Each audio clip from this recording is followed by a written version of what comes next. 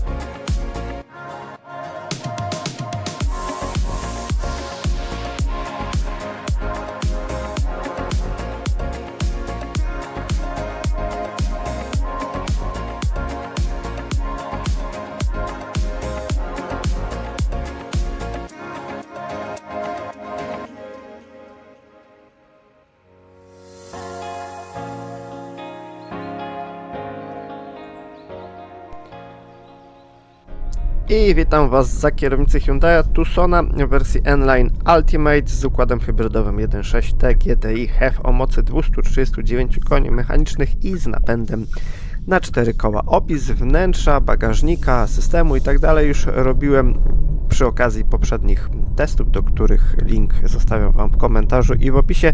Tym razem skupię się na zużyciu paliwa, bo to jest dość interesujące, ale o tym później. Najpierw zrobimy sobie około 10 km po mieście, spokojnym, takim trochę leniwym tempem, a pod koniec tego dystansu sprawdzimy sobie, jakie jest zużycie paliwa. Mamy więc chwilę czasu, więc wykorzystajmy go na opis tego auta dla tych, którzy jednak nie uważali przy ostatnich filmach.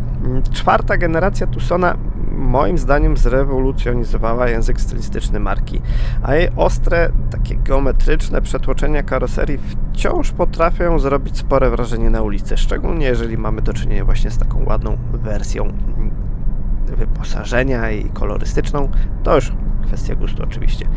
Znakiem rozpoznawczym tego modelu jest oczywiście ten taki parametryczny grill z ukrytymi niczym klejnoty modułami świateł do jazdy dziennej, co nadaje autu taki futurystyczny charakter. Wersja N-Line wynosi jednak ten projekt na zupełnie inny poziom agresji. Połączenie niefiltrowanego, chłodnego, takiego szarego lakieru z czarnymi, połyskującymi akcentami moim zdaniem to strzał w dziesiątkę, chociaż biały lakier paradoksalnie wygląda na tym modelu i w tej wersji chyba jeszcze lepiej. O czerwonym to już w ogóle nie mówię.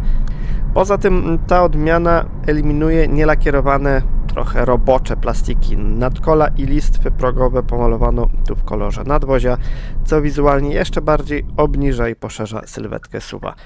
Zazwyczaj nie przepadam za sportowymi odmianami SUV-ów, ale w tym przypadku naprawdę ta wersja N-Line robi robotę. Całość wieńczą zmodyfikowane, bardziej masywne zderzaki, wydatny tylny spoiler z takimi małymi lotkami, dedykowane felgi aluminiowe oraz wyeksponowana podwójna końcówka układu wydechowego. Raczej nie brzmi, ale przynajmniej ładnie wygląda.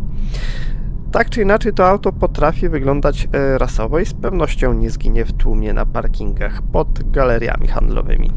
Wsiadając do Tucsona w specyfikacji N-Line Ultimate otula nas niemal całkowicie ciemne, trochę mroczne, lecz bardzo nowocześnie narysowane wnętrze. Jakość użytych materiałów stoi na bardzo wysokim poziomie, a przeszycia z czerwoną nicią i sportowe akcenty z logo N dodają kabinie charakteru i naprawdę to wszystko wygląda bardzo, bardzo ładnie. Z perspektywy kierowcy najważniejsze jest jednak niesamowicie pragmatyczne podejście do ergonomii, które w dzisiejszych czasach nie jest wcale normą, co zresztą niejednokrotnie widzieliście przy okazji moich testów, więc tu tyle przycisków, ok, niektóre one są dotykowe, tyle przycisków, pokręteł, przełączników, Nie jest to oldschoolowe, ale na pewno wygląda jak na dzisiejsze czasy niecodziennie. Owszem, cyfrowy kokpit z wielkimi ekranami i niemal nieskończona mnogość opcji konfiguracyjnych mogą początkowo przytłaczać. Ustawień i zagłębień w podmynie jest tu naprawdę aż za dużo. Jednak oprogramowanie pozwala na perfekcyjne dopasowanie każdego komunikatu i detalu pod indywidualne preferencje. No dzisiaj jest to niespotykane. Największe brawa należą się za to, że Hyundai z gracją oparł się w modzie na totalną dotykową sterylizację. Patrzcie, chińskie auta. W centralnej części deski rozdzielczej zachowano wydzielony, bardzo wygodny i czytelny panel klimatyzacji, a klawisze odpowiadające za najważniejsze funkcje pojazdu znajdują się zawsze pod ręką, np. kamery 360 stopni, czujniki parkowania i tak dalej. Jest to bardzo wygodne. Poza tym pod tą efektowną karoserią Tucson skrywa naprawdę przemyślane rodzinne kompetencje. Pomimo opadającej linii dachu i sportowych akcentów, przestronność w drugim rzędzie siedzeń jest naprawdę bardzo dobra. Zarówno miejsca na nogi, jak i nad głowami nie zabraknie nawet dla wysokich dorosłych pasażerów, a możliwość regulacji kąta pochylenia oparcia kanapy z tyłu pozwala na dobranie idealnej pozycji w długiej trasie. Niektórzy lubią siedzieć prawie że pionowo, inni wolą leżeć. Co kto woli. Przestrzeń ładunkowa wersji hybrydowej to kolejny bardzo mocny punkt w rynkowym CV tego modelu. Regularne kształty i pojemność wynosząca znakomite 616 litrów, oczywiście mierzona do rolety, sprawiają, że pakowanie na dwutygodniowe wakacje czteroosobowej rodziny raczej nie będzie wielkim problemem logistycznym. Po złożeniu tylnych oparć otrzymujemy niemal płaską podłogę i naprawdę potężną przestrzeń transportową o objętości prawie 1800 litrów, co stawia tego kompaktowego SUV-a w ścisłej czołówce segmentu pod względem walorów transportowych. No ale w tym akurat modelu najważniejsze jest to, co skrywa się pod maską, a tam pracuje, powiedzmy, innowacyjny układ oparty na turbo doładowanym silniku benzynowym 1.6 TGDI, oczywiście w układzie hybrydowym HEV, który przekazuje swoją siłę napędową na wszystkie koła. Wsparty solidną jednostką elektryczną zestaw generuje systemowe 239 koni mechanicznych, co w praktyce, no i na papierze, obiecuje świetną dynamikę. Wóz jest na drodze bardzo zrywny, chociaż to przyspieszenie nie zawsze jest w pełni płynne, bo jeżeli zrobimy kickdown, to zanim obudzi się system hybrydowy, zanim ruszy silnik spalinowy, przez chwilę napędza go silnik elektryczny i to jest takie chwilowe szarpanie, ale gdy już to wszystko zacznie pracować, wszystko się ze sobą zepnie, samochód ma naprawdę przyzwoite odejście. Według katalogowych danych technicznych ten ważący około 1,6 tony SUV potrzebuje na osiągnięcie pierwszej setki zaledwie 7,8 sekundy. Dla porównania niedawno testowana przeze mnie Honda Prelude o mocy 184 koni mechanicznych, dużo niższej, ale w końcu to sportowe coupé, przyspieszała od 0 do setki w nieco ponad 8 sekund, chociaż niektórzy twierdzą, że w rzeczywistości jest w stanie pierwszą setkę pokonać w nieco ponad 7 sekund. Nie sprawdzałem tego dokładnie, ale wierzę na słowo. Tak czy siak, jeszcze wracając do Tucsona, prędkość maksymalna wynosi 196 km na godzinę, a jak już wiecie, za sprawne przekazywanie momentu obrotowego na obie osie odpowiada klasyczna sześciobiegowa przekładnia automatyczna. Ale schody i drobne frustracje zaczynają się jednak wtedy, gdy w mieście zaczniemy analizować oprogramowanie zarządzające przepływem energii.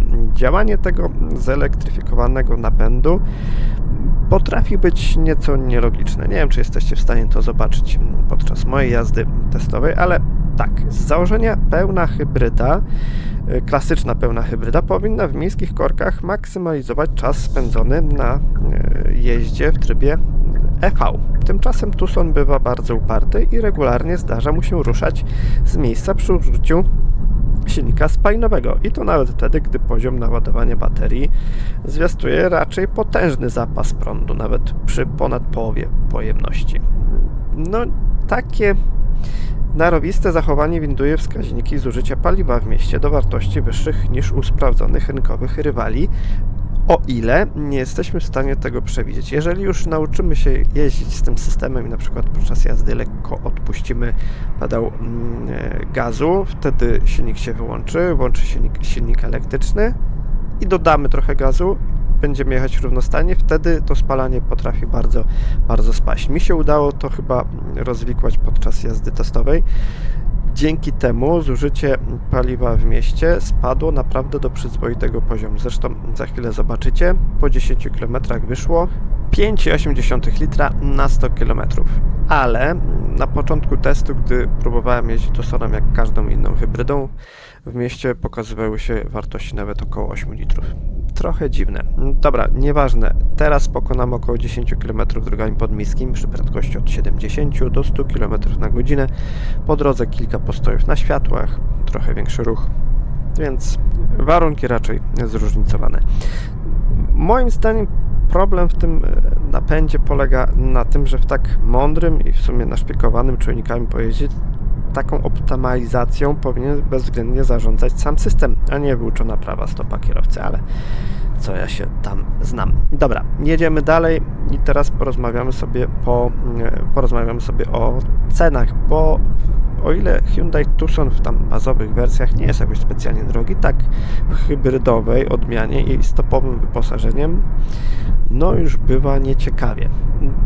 Nieważne, bo największy dylemat pojawia się oczywiście w momencie spojrzenia w arkusz kalkulacyjny, zwłaszcza gdy zapragniemy mieć właśnie tak bogato skonfigurowanego SUV-a na podjeździe. Wybierając absolutnie topową specyfikację N-Line Ultimate z napędem na obie osie, ostateczna cena na fakturze, nawet z uwzględnieniem bieżących kampanii promocyjnych, a jest ich kilka, ląduje w granicach 220 000 złotych.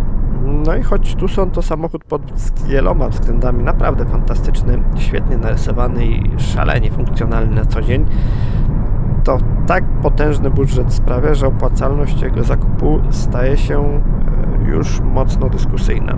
Rynek motoryzacyjny w segmencie C-ów i D-ów przechodzi obecnie naprawdę sporą transformację. Za taką kwotę z wielką swobodą znajdziemy na dzisiejszym rynku mnóstwo nowej, technologicznie zaawansowanej konkurencji. Wprost od chińskich gigantów. Nie każdy chce, ale alternatywy są. Auta te w tym samym lub nawet o klasę wyższym segmencie oferują naprawdę przepastne wnętrza, potężne osiągi i znacznie agresywniejszą politykę cenową.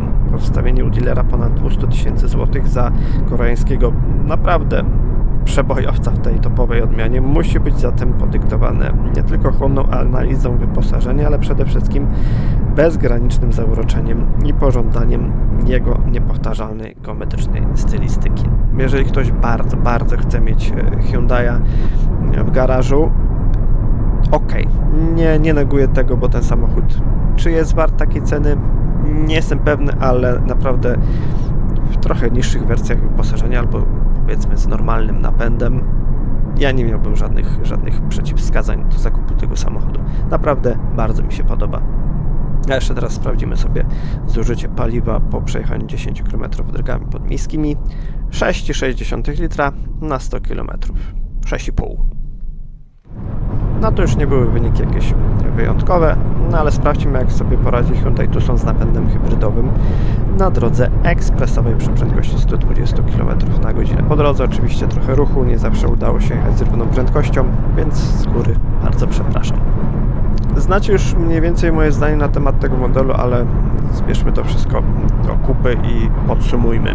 Hyundai Tucson w topowej specyfikacji N-Line Ultimate to bez wątpienia samochód wielowymiarowy, który przy bliższym poznaniu potrafi autentycznie zachwycić. Mi się nim bardzo, bardzo dobrze jeździło, a jego ergonomia no chyba jedna z najlepszych w tym segmencie obecnie.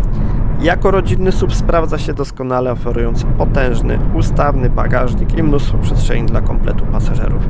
Zastosowany pod maską 239-konny układ hybrydowy gwarantuje naprawdę dobrą dynamikę w trasie i skrywa w sobie bardzo duży potencjał do oszczędzania paliwa.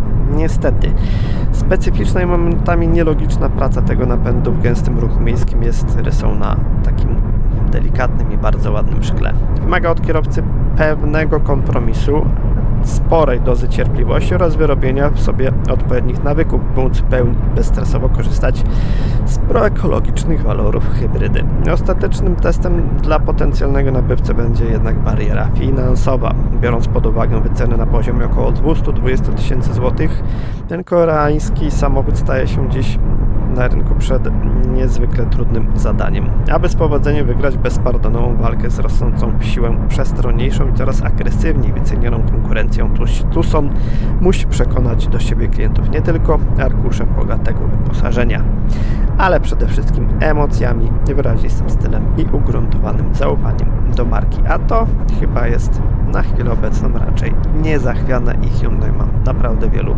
fanów. A po 10 km ekspresówką średnie spalanie to spore 8,4 litra na 100 km. Dzięki za oglądanie i do zobaczenia.